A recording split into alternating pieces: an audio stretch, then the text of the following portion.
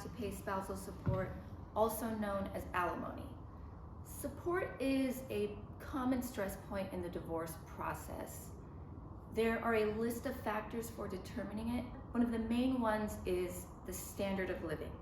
This refers to the spouse's ability to maintain the level of comfort they had while married.